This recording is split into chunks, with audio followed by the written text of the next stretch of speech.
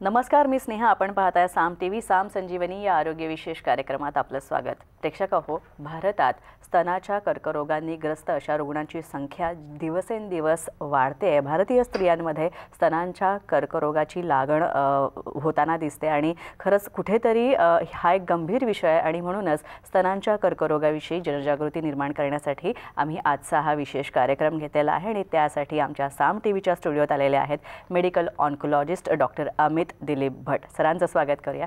Doctor, स्वागत तुमचं. सरांची थोडक्यात ओळख करून देते. डॉक्टर अमित दिलीप भट हे मेडिकल ऑन्कोलॉजिस्ट आहेत. तसंच प्रिसिजन ऑन्कोलॉजी, मोलॅक्युलर ऑन्कोलॉजी आणि कॅन्सर जिनॉमिक्समध्ये त्यांना विशेष रस आहे. डॉक्टर अमित यांनी प्रतिष्ठित अशा ख्रिश्चन मेडिकल कॉलेज वेल्लोर इथून मेडिकल ऑन्कोलॉजीमध्ये सुपर स्पेशलायझेशन केलेलं आहे. तसंच युरोपियन सोसायटी फॉर मेडिकल ऑन्कोलॉजीतर्फे मेडिकल ऑन्कोलॉजीमधील मान्यताप्राप्त तज्ज्ञ डॉक्टर ते आहेत. तसंच माद्रिद, स्पेनच्या CNIO नॅशनल कॅन्सर रिसर्च सेंटरमधून मोलॅक्युलर ऑन्कोलॉजीमध्ये डॉक्टर अमित यांनी मास्टर्ससुद्धा केलेलं आहे. तसंच Sydney Kimmel cancer centre, Jefferson health, Philadelphia, USA इथून त्यांना मोलॅक्युलर ऑन्कोलॉजीमध्ये प्रगत प्रमाणपत्र देखील प्राप्त झालेलं आहे. ते पुण्याच्या अविनाश कॅन्सर क्लिनिकचे संचालक संस्थापक आहेत. तसंच त्यांना वैद्यकीय क्षेत्रात त्यांचा गेल्या 21 वर्षांचा प्रदीर्घ असा अनुभव आहे. त्यांच्या वैद्यकीय शिक्षण कारकिर्दीत त्यांना 28 पुरस्कार मिळालेले आहेत, ज्यात अनेक राष्ट्रीय आणि आंतरराष्ट्रीय पुरस्कारांचा समावेश आहे. तसंच त्यांचे 50हून अधिक लेख हे आंतरराष्ट्रीय जर्नल्समध्ये प्रकाशित झालेले आहेत. चला तर मग आता चर्चेला सुरुवात करूया आणि डॉक्टर अमित भट यांच्याकडनं जाणून घेऊयात स्तनांच्या कर्करोगाविषयी. स्तनांच्या कर्करोगाची कारणं आपल्याला नेमकी काय सांगता येतील? स्तनाचा कर्करोग हा भारतात वाढतो आहे. जर आत्ताचे आकडे जर बघितले तर अंदाजन भारतात दरवर्षी 14 लाख नवीन केसेस होतात आहे आणि अंदाजन त्याच्यात 2 लाख ब्रेस्ट कॅन्सरच्या केसेस, स्तनाच्या कॅन्सरच्या केसेस होतात आहे. तो आकडा खूप मोठा आहे आणि आपल्याला हे समजायला पाहिजे की हे आता आपल्याला मागे पडून चालणार नाही. सगळ्यांना आपल्याला लक्षात आलं पाहिजे की स्तनाचा कर्करोग हा मोठा प्रॉब्लेम आहे आणि आपण हा फेस करतोय. आपण दिवसेंदिवस आपण हे बघतोय, कुठला तरी आपल्या नातेवाईकाला कॅन्सर होतोय आणि ब्रेस्ट कॅन्सर फार कॉमन होतोय. तर कॅन्सर हे कॉमनेस्ट बायकांमध्ये कशासाठी होतं? कारण हार्मोन एक्सपोजर आपण म्हणतो. हार्मोन एक्सपोजर जेवढं जास्त तेवढी आपले रिस्क फॅक्टर जास्त. हार्मोन एक्सपोजर म्हणजे काय की आपल्याला पिरियड्सचे किती वर्ष पिरियड्स आहेत, अर्ली मेनार्की की पिरियड लवकर सुरू झाले, खूप उशिरापर्यंत पिरियड्स कंटिन्यू राहिले, तर मग हार्मोनल एक्सपोजर आपलं जास्त आहे. त्याचंच अजून एक उदाहरण म्हणजे ओव्हरवेट. जेव्हा आपण ओबेसिटी आपण म्हणतो की आपलं वजन जास्त असतं तेव्हा आपल्याला फॅटमधनं हार्मोन्स तयार होतात, म्हणून मग ओबेसिटी हा परत एक रिस्क फॅक्टर आला हार्मोनल एक्सपोजरसाठी. एक्सटर्नल हार्मोन एक्सपोजर, खूपदा असं होतं की हार्मोन रिप्लेसमेंट थेरपी एक्सटर्नली आपण घ्यायला खूप वर्ष आपण घेतो. छोट्या ड्युरेशनला घेतलं तर काही नाही फरक पडत, पण खूप वर्षानुवर्ष जर हार्मोन रिप्लेसमेंट थेरपी सुरू आहे तर मग परत रिस्क फॅक्टर आपले वाढतात. त्याच्यामुळे हार्मोनल एक्सपोजर किती आहे ह्याच्यावर जनरली आपण विचार करतो. सो हे कॉमनेस्ट फॅक्टर्स आहेत. एक 10 ते 15% जर ब्रेस्ट कॅन्सरचं आपण स्तनाचा कॅन्सर म्हटलं तर ते अनुवंशिक असतात. अनुवंशिक म्हणजे काय की आपल्या आईला किंवा मावशीला किंवा कोणाला तरी घरच्यांना झालेला असेल, जनरली ते आईच्या साईडचे असतात आणि त्याच्यामुळे आपली रिस्क वाढते. तर हे अनुवंशिक कॅन्सर. पण हे 10 ते 15%, 80 ते 85% कॅन्सर्स हे कुठल्या तरी बाहेरच्या कारणामुळे, नॉर्मली लाईफस्टाईलमुळेच झालेले असतात. नक्कीच. यानंतर डॉक्टर आपण लक्षणांच्या बाबतीत बोलूया. स्तनांच्या कर्करोगाची सामान्यतः लक्षणं काय? स्तनाचा कर्करोग कॅन्सर म्हटल्यानंतर सगळ्यात पहिलं जे आपल्या मनात येतं ती गाठ येते. त्याच्यामुळे आपल्या जर स्तनात गाठ लागली, आता गाठेला आपण ते सूज म्हणू शकतो किंवा अजून आपण कुठलाही शब्द वापरला, पण जर स्तनाचा नॉर्मल जो आपल्याला फील असतो तो वेगळा चेंज झालेला आहे, जर गाठ लागते आहे, वरची जर स्किन थोडीशी खराब होते आहे, निप्पलमधनं काही डिस्चार्ज येतो आहे, निप्पलमधनं ब्लड येतं आहे किंवा निप्पल रिट्रॅक्शन म्हणजे निप्पल नॉर्मली बाहेर असतं ते आतल्या साईडला ओढलं जात आहे किंवा आपल्या खाकेमध्ये गाठी येतात, हे कुठलाही असे लक्षणं आढळली तर हा कॅन्सरचे पहिले लक्षण असू शकतं. विविध चाचण्या आहेत का स्तनांच्या कर्करोगाच्या निदानासाठी? जी टेस्ट आपण करतो ती मॅमोग्राफी. आता मॅमोग्राफी म्हणजे काय की आपल्याला तो ब्रेस्टचा एक्सरे काढतोय आणि त्याच्यात कॅन्सर आहे की नाही हे आपण बघतोय. मॅमोग्राफीसारखं अजून कुठले टेस्ट असतात तर सोनोग्राफी आहे, MRI आहे, ज्याच्याने आपल्याला लक्षात येतं की आपल्या ब्रेस्टमध्ये काहीतरी गाठ आहे. कन्फर्मेशन जेव्हा आपण म्हणतो की कन्फर्मेशन ब्रेस्ट कॅन्सरचं बायोप्सीवर होते. जोपर्यंत आपली बायोप्सी झाली नाही तोपर्यंत आपण सस्पिशनमध्येच असतो की तो कन्फर्मेशन झाला नाही. सो निदान कन्फर्मेशन डायग्नोसिस हे बायोप्सीवर होतं, पण त्याच्या अगोदर मॅमोग्राफी, सोनोग्राफी किंवा MRI ह्याच्यावर आपण अंदाज लावू शकतो की आपल्याला ब्रेस्टची गाठ ही आपली कॅन्सरच आहे का नाही आहे. डॉक्टर, आता मॅमोग्राफीचा उल्लेख तुम्ही केला, तर या पद्धतीविषयी जरा आम्हाला आणखी विस्ताराने सांगा. आणि सगळ्यात महत्त्वाचं म्हणजे मॅमोग्राफी व्यतिरिक्त आणखी काही स्क्रीनिंग मेथड्स आहेत का? सो मॅमोग्राफी म्हणजे ब्रेस्टचा एक्सरे काढणं. आता मॅमोग्राफी हे कधीपासून आपण सुरू करू शकतो? रेकमेंडेशन गाईडलाईन्सप्रमाणे अगोदर 50 होतं, पण आता ब्रेस्ट कॅन्सर खूप कमी वयात आढळला जातो. त्याच्यामुळे आता 40 हे कट ऑफ केलेलं की जेव्हा स्त्री 40पेक्षा पुढे जाते तेव्हा दरवर्षी मॅमोग्राफी करणं हे फार आवश्यक आहे. आता मॅमोग्राफी म्हणजे एक सिम्पल टेस्ट आहे आणि आपण ब्रेस्टचा एक्सरे काढतो. त्या एक्सरेमध्ये मॅमोग्राफीवर आपल्या ग्रेड असतात. कारण आपण कुठलीही स्त्री म्हटली तर ब्रेस्टमध्ये गाठी पोस्ट प्रेग्नन्सी किंवा पोस्ट ब्रेस्ट फीडिंग ब्रेस्टमध्ये गाठी फार कॉमन आहे. त्याच्यामुळे किंवा इव्हन यंग लोकांमध्ये फायब्रो ॲडिनोमा म्हणतो, हे बेनाईन गाठी हे फार कॉमन आहे. सो मॅमोग्राफीवर ग्रेडिंग केलं जातं. त्याला कॅटेगरीज म्हणतात. 0, 1, 2, 3, 4, 5, 6 असे 6 ग्रेड्स असतात. आणि या कॅटेगरीप्रमाणे आपण अंदाज लावू शकतो की आपला हा जी गाठ जी आहे ती कॅन्सर सस्पिशन जास्त वाढतं आहे का ती बेनाईन आहे, म्हणजे न घाबरण्यासारखी नाही आहे ती गाठ. आणि त्याच्यावर जी काय कॅटेगरीवर आपण मॅमोग्राफीमध्ये येतो त्याच्यावर मग पुढच्या कुठल्या टेस्ट आहेत, मग बायोप्सी करायची का किंवा अजून कुठल्या टेस्ट करायच्या का, हे आपण त्या मॅमोग्राफीच्या बेसिक ह्याच्यावर आपण ठरवतो मॅमोग्राफीवर पुढे काय करायचं. खूपदा असं असतं की मॅमोग्राफीवर त्याला डेन्स ब्रेस्ट म्हणतात की ओबेसिटी फार असते, ब्रेस्टचं पूर्ण मॅमोग्राफीवर प्रॉपरली होऊ नाही शकत.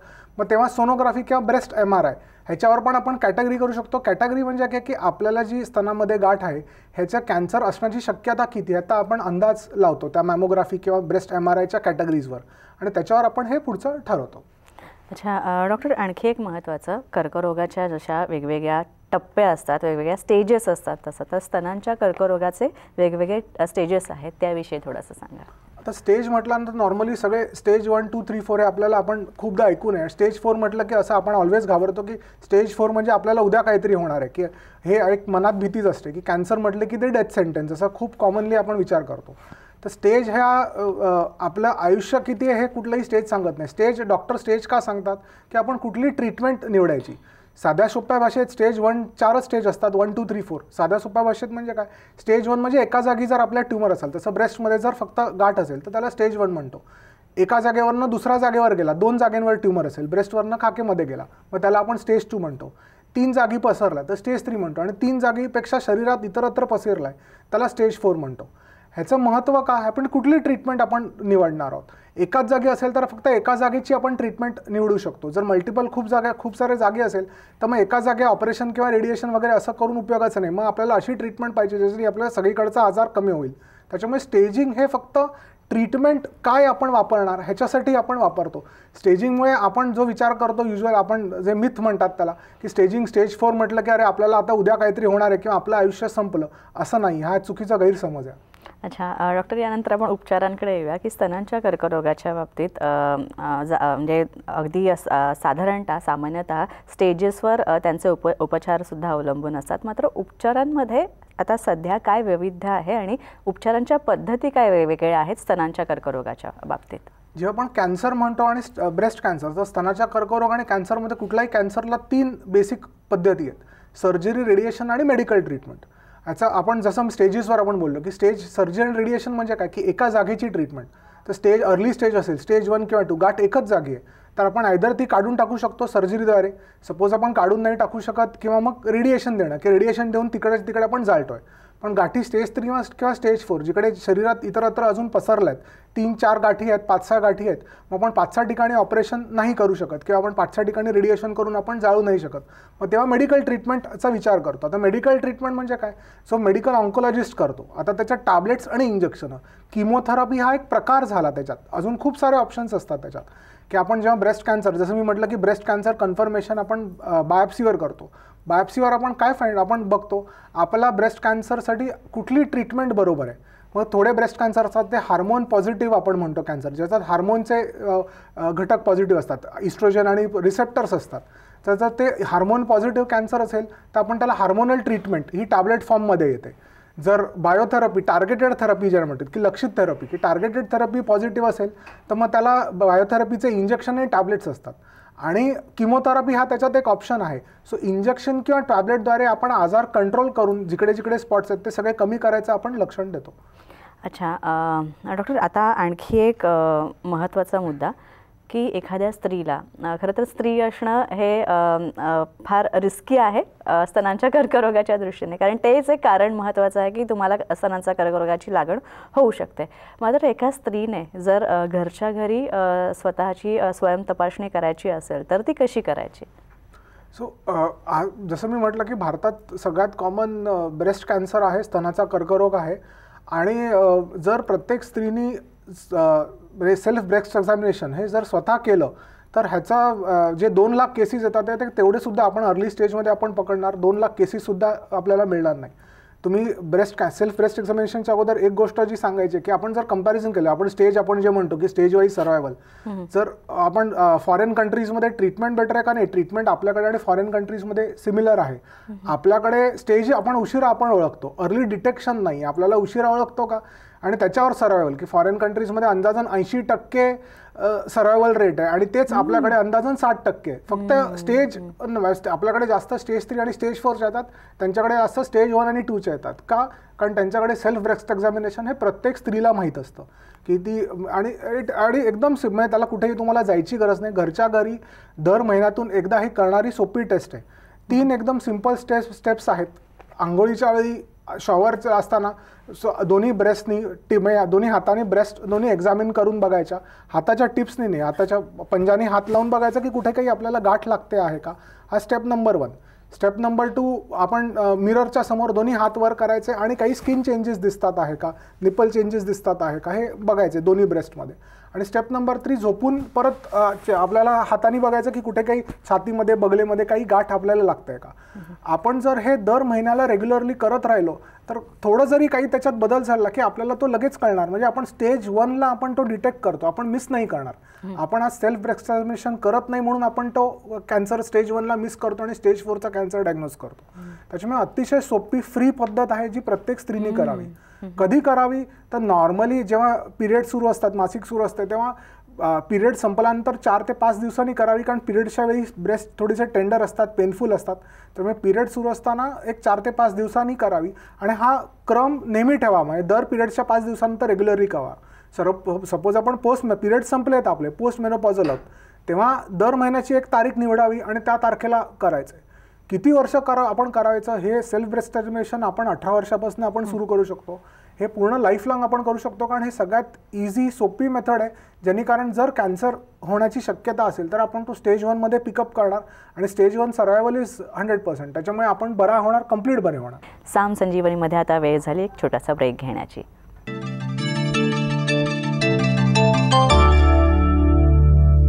ब्रेकनंतर साम संजीवनीमध्ये आपलं स्वागत. आपल्यासोबत आहेत डॉक्टर अमित भट. अच्छा डॉक्टर, ज्यांना जे ऑलरेडी स्तनांच्या कर्करोगाचे पेशंट्स आहेत किंवा त्यांनी ट्रीटमेंट घेतली आणि त्यानंतर त्यांचा स्तनांचा कर्करोग बरासुद्धा झाला, पण अशा रुग्णांच्या बाबतीत किती शक्यता असते की पुन्हा त्यांना कर्करोगाची लागण होऊ शकणार नाही किंवा होईल? सो स्टेज 1, 2, 3 आणि 4 जे आपण सुरुवातीला बोललो, तर स्टेज 4 जेव्हा आपण म्हणतो तेव्हा स्टेज 4मध्ये आपला एम कंट्रोलमध्ये. कंट्रोल म्हणजे काय की आजार आपण एका लेवलपर्यंत कमी करतो. आपण कॅन्सर फ्री स्टेज 4मध्ये होत नाही, पण उत्तम कंट्रोल आपण वर्षानुवर्ष घेऊ शकतो. जेव्हा आपण रिकरन्स म्हणतो की आजार आपला परत आला आहे, तर स्टेज 1, 2 आणि 3मध्ये होतं. हे अंदाजन 5 ते 15 ते 20% रफली अराउंड आपली रिस्क असते. आणि ह्याला सगळ्यात सोपा मार्ग काय की आपण जर त्याला रेग्युलर आपला चेकअप करत राहिलो आणि एकदा आपल्याला झालं आपण त्याच्यातने बरं झालो, मग रेग्युलर टेस्टिंग, लाईफस्टाईल चेंजेस आपण जर रेग्युलर सगळं पाळत राहिलो तर मग ही कॅन्सर रिस्क अजून कमी होते. एक रिस्क फॅक्टर आपण आपल्या आयुष्यातला कमी केला की तेवढी ती कॅन्सर रिस्क परत येण्याची कमी होते. अच्छा डॉक्टर, मातृत्व ही गोष्ट एका स्त्रीसाठी खूप सुंदर असते, पण मातृत्व आपल्याला स्तनांच्या कर्करोगापासून दूर ठेवण्यात खरंच फायदेशीर ठरू शकतं का? मातृत्वामध्ये एक खूप फेमस लाईन आहे की the child gives birth to a mother. Vitthal Venkatesh कामतांचं ते आहे की child gives birth to a mother. तर चाइल्ड ऑल्सो सेव्स मदर, ह्याच्यात मी ॲड करेन की child also saves mother from cancer. जसं मी आपण सुरुवातीला आपण म्हटलं की हार्मोन एक्सपोजर म्हणजे पिरियड्स कंटिन्युअस परत पिरियड जे मासिक पिरियड येतात आणि हार्मोन एक्सपोजर जेवढं जास्त असेल तेवढं रिस्क फॅक्टर आपले वाढतं.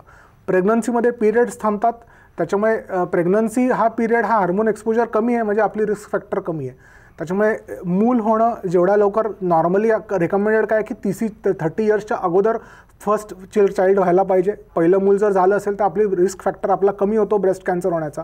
ब्रेस्ट फीडिंग जोपर्यंत ब्रेस्ट फीडिंग सुरू असतं तोपर्यंत परत पिरियड्स येत नाहीत. आपण ह्याला गुड हार्मोन आणि बॅड हार्मोनसारखं आपण कॅटेगराईज करू शकतो की जेव्हा चाइल्ड बर्थ म्हणजे मातृत्वामध्ये जेव्हा ब्रेस्ट फीडिंग असतं किंवा जेव्हा फुल प्रेग्नन्सी असते तेव्हा these are all good hormones ज्याच्याने विचार प्रोटेक्टिव्ह अगेन्स्ट ब्रेस्ट कॅन्सर. म्हणजे जसं आपल्याला एक मूल झालेलं आहे तसं त्या मुलांनी पण आपल्याला आपली कॅन्सर रिस्क भरपूर कमी केलेली आहे. अच्छा, आणखी एक किती शक्यता असते कॅन्सरची पुनरावृत्ती होण्याची? रिकरन्स रेट हा आहे असा ह्याचं उलटं जे मी म्हणेन की रिकरन्स हा 0 होऊ शकत नाही कारण प्रत्येक माणूस म्हटला की कॅन्सरची रिस्क आहेच.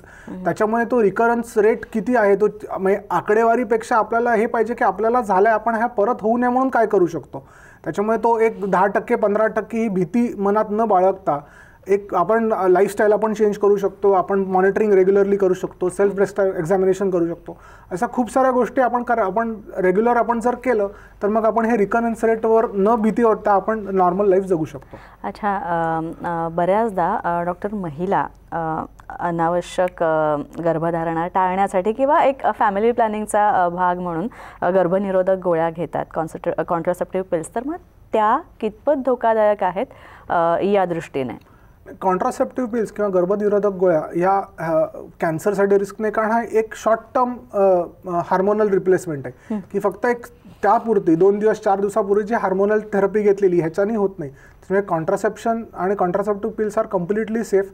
ह्याच्यानी ब्रेस्ट कॅन्सर रिस्क होत नाही.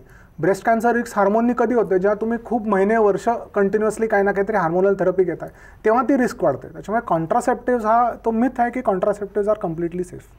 महत्त्वाचा प्रश्न असा की जर तुम्हाला कॅन्सरची पुनरावृत्ती होत असेल की तुम्ही उपचार पद्धती घेतली आहे, तुम्ही बरे झालात, पण पुन्हा तुम्हाला कुठल्या प्रकारची साधारणतः लक्षणं दिसतात जर कॅन्सर पुन्हा रिकरन्स असेल तर त्याचा? शरीर आपल्याला ऑलवेज सांगत असतं की काहीतरी गडबड चाललेली आहे. आपण खूपदा असं असतं की आपण दुर्लक्ष करतो. त्याच्यामुळे जेव्हा आपण कॅन्सर म्हटल्यानंतर कॅन्सर परत आल्यानंतर जे अगोदरचे सिम्पटम्स आहेत आयदर गाठी आपल्याला लागतात किंवा आपण नॉर्मल आपली एनर्जी लेवल कमी होते, आपल्याला विकनेस येऊ शकतो किंवा कुठे ना कुठेतरी आपल्याला ते कळत असतं की अरे काहीतरी चुकतंय पण आपल्याला भीती असते. त्याच्यामुळे आपण त्याला युजली आपण त्याच्याकडे दुर्लक्ष करतो. त्याच्यामुळे कॅन्सर परत आलाय आपल्याला जर असं वाटत असेल की काहीतरी वेगळं वाटतं आहे, काहीतरी प्रॉब्लेम असेल तर डेफिनेटली इमिजिएटली परत आपल्या डॉक्टरांकडे ज्यांच्याकडनं आपण कॅन्सर ट्रीटमेंट केली त्यांच्याकडे जावं. रेग्युलर सगळे स्कॅन करावे कारण जरी परत आला तरी आपण जर एकच गाठ पकडली तर आपण परत पूर्णपणे बरा होणार आहे. असं नाही आहे की तो परत आला म्हणजे आता परत आपलं आयुष्य आपण कुठला तरी एका नंबरवर आपलं डिपेंड आहे असं नाही आहे. त्याच्यामुळे जेवढ्या लवकर आपण ते रिकरन्स आपण फाइंड आउट करू तेवढा लवकर तो बरा होणार. डॉक्टर असा एक मतप्रवाहसुद्धा दिसतो समाजामध्ये किंवा बऱ्याच व्यक्तींमध्ये की मी जर एक अतिशय सुदृढ जीवनशैली जगते, हेल्दी लाईफस्टाईल ज्याला आपण म्हणतो, मी व्यायाम करते, मी योग्य तो आहार घेते, मी माझ्या झोपेच्या वेळा पाळते, मी ऑर्गॅनिक फूड सेंद्रिय सगळ्या पद्धतीचं खाणं खाते, तर मला कॅन्सर होणार नाही कारण माझी लाईफस्टाईल ही अतिशय हेल्दी अशी आहे. तर यात कितपत तथ्य आहे? बायोलॉजीमध्ये 0 किंवा 100% नाही. त्याच्यामुळे हे जे आपण गुड लाईफस्टाईल याच्याने आपली रिस्क फॅक्टर कमी होते पण 0 नाही होऊ शकत. पण हे अतिशय हे समजायला पाहिजे की लाईफस्टाईल इज व्हेरी इम्पॉर्टंट. जसं म्हटलं की obesity, lack of physical activity, की आपण व्यायाम करत नाही आहे, आपलं वजन नॉर्मलपेक्षा खूप जास्त आहे, आपण चुकीचा आहार आपला बरोबर नाही आहे, याच्याने आपले रिस्क फॅक्टर्स वाढतात. त्याच्यामुळे जेवढे आपण रिस्क फॅक्टर्स आपले कमी करू शकतो तेवढ्या आपल्याला कॅन्सर होण्याची रिस्क आपली तेवढी कमी होते. पण अनफॉर्च्युनेटली 0 असं कोणीच नाही आहे जगात. कारण माणूस म्हटलं की काहीतरी आजार होऊच शकतो आपल्याला. पण आपल्याला फोकस पाहिजे की आपलं जेवढं किती चांगलं आपण आपलं आयुष्य जगावं, किती आपले रिस्क फॅक्टर्स कमी करावे आणि त्या रिस्क फॅक्टर्सनी आपण न घाबरता आपण रेग्युलर आयुष्यात पुढे जावं. तर थोडंसं भावनात्मक दृष्ट्याही मला विचारायचं आहे की एखाद्या कॅन्सर पेशंटसाठी किंवा स्तनांचा कर्करोग ज्या स्त्रीला किंवा पुरुषाला कोणालाही झाला तर त्याला भावनिक आधार देणं हे किती महत्त्वाचं आहे? भावनिक आधार देणं आता एकदम महत्त्वाचं आपण प्रत्येक जर आपण हॉस्पिटल बघितलं तर प्रत्येक हॉस्पिटलमध्ये ब्रेस्ट सेल्फ हेल्प ग्रुप्स असतात की एक स्त्री आहे जिला ब्रेस्ट कॅन्सर झाला आहे, ती त्या जर्नी थ्रू गेलेली आहे, त्याच्यातनं बरी झाली आहे, अशा लोकांनी केलेले सेल्फ हेल्प ग्रुप आहे. म्हणजे जर नवीन कोणी डायग्नोज झालं आहे तर तिला ट्रीटमेंट कशी असणार हे ज्या माणसांनी ते एक्सपिरियन्स केलेले आहे ती माणसं त्यांच्याशी काउन्सिलिंग करतात. प्रोफेशनल काउन्सिलर्स आहेत जे सांगतात, कारण खूप सारखे जेवढा तो फिजिकल स्ट्रेस आहे तेवढा तो मेंटल स्ट्रेस आहे की स्टेज 1 असला तरी आपण घाबरतो की ह्याच्यातनं मी बरी होणार का. खूप अनरिअलिस्टिक स्ट्रेस असतो की स्टेज 1मध्ये घाबरण्याचं कारण काहीच नाही.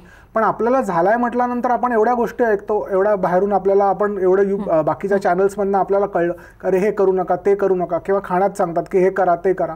हे सगळं खूप एवढ्या गैरसमजूत आहेत त्याच्यात की मग आपण हा विचार करतो की नाही असे जर लोक असे सेल्फ हेल्प ग्रुप्स आहेत ज्यांनी आपल्याला सांगितलं की ॲटलिस्ट आपल्याला करेक्ट दिशा दिसते की आपण आपला कॅन्सर झालेला आता हे पुढचे 6 महिने 8 महिने वर्ष हे कसं आपण पुढे घालावं. त्याच्यामुळे सेल्फ हेल्प ग्रुप्सनी मेंटल हेल्थ जी आहे, फिजिकल हेल्थ ही ट्रीटमेंटनी बरी होते, सेल्फ हेल्प ग्रुप्सनी ती मेंटल हेल्थ ती नॉर्मल होते. तर आपण पाहिलात की डॉक्टर अमित यांनी स्तनाच्या कर्करोगाविषयी जनजागृतीच्या दृष्टीने खूप उत्तम अशी माहिती दिलेली आहे. तुम्हाला जर डॉक्टर अमित यांना भेटायचं असेल तर त्यासाठी स्क्रीनवर जे नंबर दिलेले आहेत त्या क्रमांकावर संपर्क करा आणि डॉक्टर अमित यांची अपॉइंटमेंट घेऊन तुम्ही त्यांना भेटू शकता. आणि तुम्हाला जर कॅन्सरशी संबंधित काही उपचार पद्धती तुम्हाला किंवा तुमच्या नातेवाईकांना किंवा तुमच्या ओळखीतल्या कुणालाही घ्यायची असेल तर तुम्ही जे स्क्रीनवर नंबर दिला आहे तसंच सरांच्या क्लिनिकचा ॲड्रेससुद्धा दिलेला आहे. अविनाश कॅन्सर क्लिनिक पुण्याला हे क्लिनिक आहे, तिथे तुम्ही जाऊ शकता आणि सरांना भेटू शकता. डॉक्टर अमित तुम्ही इथे आला त्यासाठी खूप खूप आभार तुमचे. धन्यवाद. यानंतर साम संजीवनीमध्ये आपण इथेच थांबतोय. पुन्हा भेटूया नवीन विषयांसह आणि नवीन तज्ज्ञांसह. तोपर्यंत नमस्कार. नमस्कार.